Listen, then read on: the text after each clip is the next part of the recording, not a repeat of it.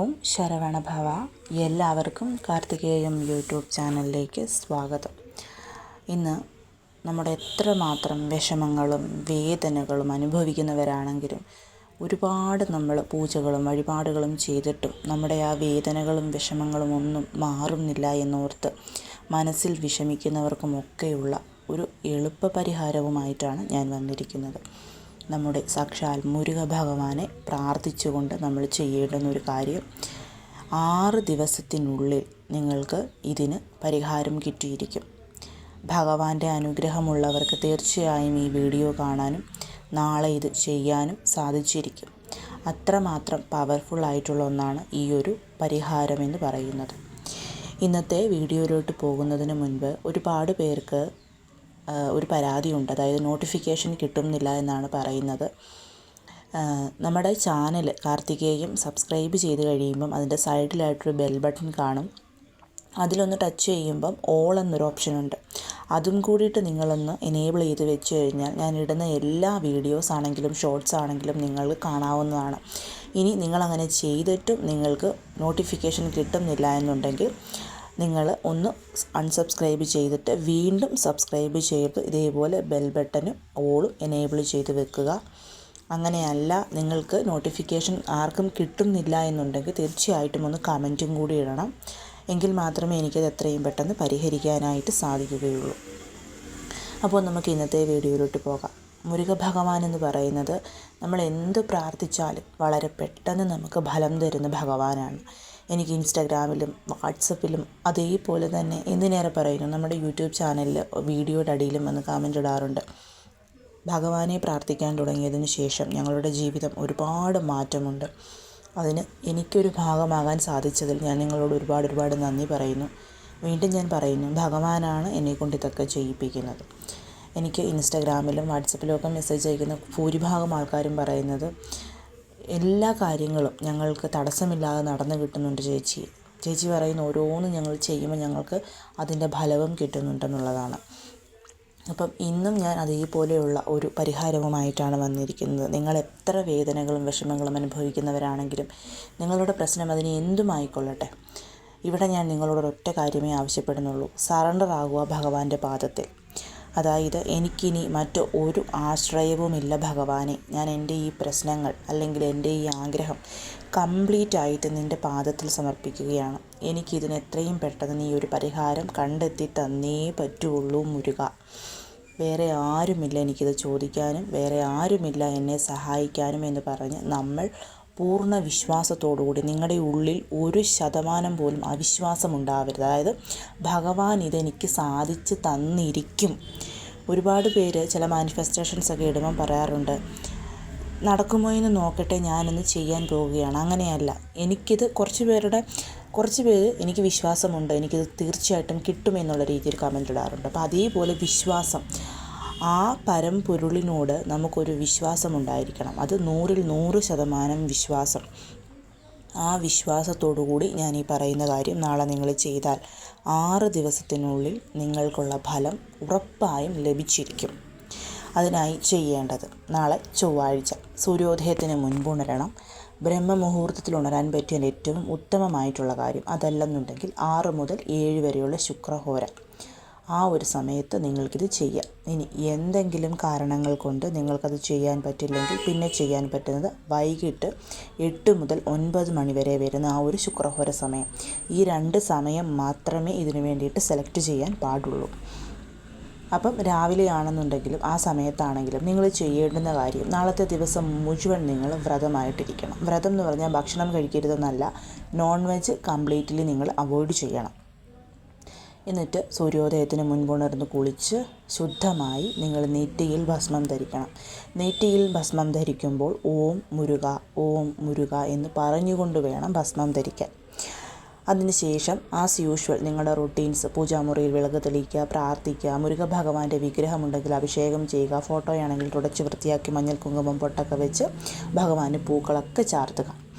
രാവിലെ 6 മുതൽ 7 വരെയാണെങ്കിലും, അതല്ല വൈകിട്ട് 8 മണി മുതൽ 9 മണി വരെയുള്ള ആ ഒരു ചൊവ്വാഹോര സമയത്താണെങ്കിലും, എപ്പോഴാണോ നിങ്ങളിത് ചെയ്യുന്നത് അതിന് മുൻപ് നിങ്ങൾ കുളിച്ചിരിക്കണം, ഫ്രഷ് ആയിട്ടിരിക്കണം. തലയ്ക്ക് കുളിച്ച് ഫ്രഷായി ശുദ്ധമായ മനസ്സോടും ശുദ്ധമായ വസ്ത്രത്തോടും കൂടി വേണം നിങ്ങൾ ഭഗവാന് ഈ ഒരു പരിഹാരം ചെയ്യാനായിട്ട് ഇരിക്കാൻ. എന്ത് ചെയ്യണമെന്ന് വെച്ച് കഴിഞ്ഞാൽ, സാധാരണയായിട്ട് നിങ്ങൾ കൊളുത്തുന്ന ദീപം അത് എന്തുമായിക്കൊള്ളട്ടെ, വെറ്റില ദീപം, പരിപ്പ് ദീപം, ഷഡ്കോണ ദീപം ഒക്കെ കൊളുത്തുന്നവരുണ്ടാവും. സോ നിങ്ങൾ എന്താണോ ഭഗവാന് കൊളുത്തുന്നത് ആ ഒരു ദീപം കൊളുത്തുക. ഇനി ഇതൊന്നും കൊളുത്താത്തവരാണെന്നുണ്ടെങ്കിൽ പ്രത്യേകമായിട്ട് ഭഗവാനൊരു നെയ്ദീപം കൊളുത്തുക. ഫോട്ടോയും വിഗ്രഹവും ഒന്നുമില്ലാത്തവരും ഈ ഒരു നെയ്ദീപം മാത്രം ഭഗവാന് മുൻപിൽ കൊളുത്തി വെച്ചാൽ മതിയാകും. അതിനുശേഷം യെല്ലോ കളറിലെ ഒരു പേപ്പർ എടുക്കുക. യെല്ലോ കളർ പേപ്പർ ഇല്ലാത്തവർ ചെയ്യേണ്ടത്, മക്കളുടെ ബുക്കിൻ്റെ എങ്ങാനും ഒരു വൈറ്റ് കളർ പേപ്പർ കീറിയെടുത്തിട്ട് നിങ്ങൾ അല്പം മഞ്ഞൾപ്പൊടി ചാലിച്ച് ഒരു കോട്ടൺ തുണിയിലോ പഞ്ഞിയിലോ ആ ഒരു മഞ്ഞൾ വെള്ളം മുക്കിയിട്ട് ആ ഒരു പേപ്പറെ കൂടെ അങ്ങ് തൂത്ത് വിടുക. അപ്പോൾ ഒരു സൈഡ് മുഴുവൻ മഞ്ഞ കളറാകും. അപ്പം അത് നന്നായിട്ട് ഉണങ്ങി കഴിയുമ്പം അപ്പുറത്തെ സൈഡിലും അതുപോലെ ചെയ്ത് ഉണക്കിയെടുത്താൽ മതി. നാളെ നിങ്ങൾക്ക് സമയമുണ്ട്, ഇന്നും സമയമുണ്ട്, നാളെയും സമയമുണ്ട് ഇത് ചെയ്യുക. ഇപ്പോൾ യെല്ലോ കളർ പേപ്പറൊക്കെ നമുക്ക് സ്റ്റേഷനറി കടയിലൊക്കെ അവൈലബിൾ ആണ്. യെല്ലോ കളർ പേപ്പർ തന്നെ വേണം. ഇവിടെ വെള്ള കളർ എടുത്തോട്ടെ, ചുമന്ന കളർ എടുത്തോട്ടെ ഒന്നും ദയവ് ചെയ്ത് ചോദിക്കരുത്. യെല്ലോ കളർ തന്നെ വേണം. എന്നിട്ട് ഒരു റെഡ് കളറിൽ പേനയോ മാർക്കറോ സ്കെച്ച് പെന്നോ എന്താണോ ഉള്ളത് അതെടുക്കുക. അതും റെഡ് കളർ തന്നെ വേണം. മറ്റൊന്നും ഇവിടെ നമ്മൾ യൂസ് ചെയ്യാൻ പാടുള്ളതല്ല. അതായത് yellow colour paper, red colour marker, sketch pen അല്ലെങ്കിൽ പേന എന്താണോ ഉള്ളത് ഇത് രണ്ടും എടുക്കണം. ആദ്യം നിങ്ങൾ സാധാരണ പോലെ ഭഗവാന് ദീപമൊക്കെ കൊളുത്തി, വെറ്റില ദീപം കൊളുത്തുന്നവർ അതൊക്കെ കൊളുത്തി നിങ്ങൾ എന്തൊക്കെ നാമങ്ങളാണോ അന്നത്തെ ദിവസം ഭഗവാന് ചൊല്ലുന്നത് അതെല്ലാം ചൊല്ലി തീർക്കും. അതായത് സാധാരണയായി നിങ്ങൾ ചെയ്യുന്ന കാര്യങ്ങൾ, മുരുക ഭഗവാന് ചൊവ്വാഴ്ച ദിവസം ചെയ്യുന്ന പൂജകളും പ്രാർത്ഥനകളും എന്താണോ അത് മുഴുവൻ ചൊല്ലി തീർന്നിട്ട് ലാസ്റ്റ് വേണം ഇത് ചെയ്യാൻ. ഞാൻ പറഞ്ഞതുപോലെ യെല്ലോ കളറിലെ ഒരു പേപ്പർ, റെഡ് കളറിലെ ഒരു പേനായോ സ്കെച്ച് പെന്നോ മാർക്കറോ എടുത്തിട്ട് ഞാൻ ഈ കാണിച്ചിരിക്കുന്നത് പോലെ ഒരു ഷഡ്കോണം മാക്സിമം നല്ല വലിപ്പമുള്ള രീതിയിൽ തന്നെ ആ ഒരു പേപ്പറിൽ നിങ്ങൾ വരയ്ക്കണം. വരയ്ക്കുമ്പം ശ്രദ്ധിക്കേണ്ടുന്ന കാര്യം എന്ന് പറയുന്നത്, ഒരൊറ്റ തവണ വരച്ചിട്ട് വീണ്ടും അതിൻ്റെ മണ്ടയിൽ കൂടി തെളിയാതെ വരയ്ക്കരുത്. വരയ്ക്കുമ്പം വളവുകളൊന്നും ഉണ്ടാവാൻ പാടില്ല. കറക്റ്റ് കണ്ടാൽ ഒരു നല്ല പെർഫെക്റ്റ് ഷഡ്കോണമായിരിക്കണം. അത് നിങ്ങൾക്കൊരു ബുക്കിൻ്റെ മണ്ടയിൽ വെച്ചോ എങ്ങനെ വേണമെങ്കിലും വരയ്ക്കാവുന്നതാണ്. ഞാനിവിടെ നിങ്ങളെ ഇവിടെ ഡെമോയ്ക്ക് വേണ്ടിയിട്ടാണ് ഒരു വൈറ്റ് കളറിൽ ബ്ലാക്ക് കളറുള്ളത് ഇങ്ങനെ വരച്ച് കാണിച്ചിരിക്കുന്നതെന്നേ ഉള്ളൂ.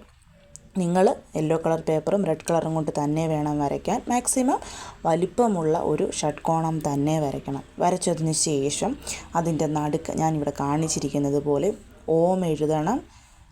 ബാക്കിയുള്ള 6 ആ ഒരു ഷഡ്കോണങ്ങളിലും ശരവണ ഭവ എന്നുള്ളതും എഴുതണം. എഴുതിയതിന് ശേഷം നിങ്ങളുടെ ആഗ്രഹം എന്താണോ ആ ഒരു ആഗ്രഹം ഓം എന്ന് എഴുതിയതിന് അടിഭാഗത്തായിട്ട് നമ്മൾ എഴുതണം.